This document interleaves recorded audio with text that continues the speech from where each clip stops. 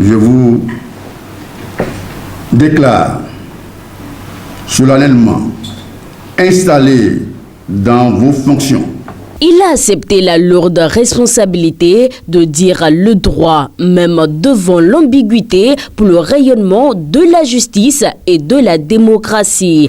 Avec fermeté, assurance, ce jeudi 8 février 2024, le nouveau président de la Chambre judiciaire de la Cour suprême, Vignon André Sagbo, a prouvé sa détermination à accomplir la mission à lui assignée, telle que le Lumatel, le président de la Cour, Victor Dassi Adossou. En moyenne, plus de 500 dossiers frappés de pouvoir en cassation sont enregistrés chaque année au greffe de la juridiction.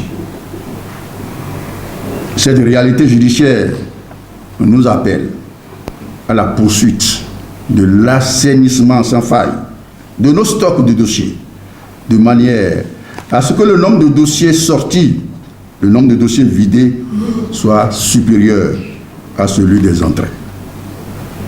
Autrement, la Chambre va s'enliser. Je ne voudrais pas conséquent, Monsieur le Président, vous voir dans la feuille de route dont nous sommes dotés.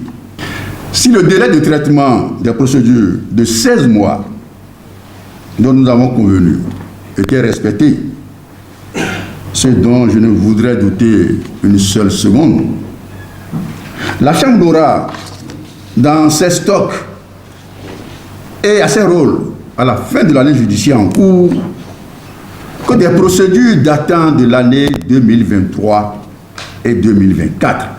La responsabilité est grande et les défis encore plus. Si devant les autorités institutionnelles et politico-administratives, il a juré de répondre aux besoins des citoyens en matière de droit, il est plus que jamais attendu sur les nouveaux défis de la Cour, ceux d'une Cour moderne. Soyez simplement dans le droit. N'ayez aucune crainte à appliquer la loi. C'est à cette condition que vous vous hisserez à la hauteur des exigences de l'éminente charge qui est dorénavant la vôtre.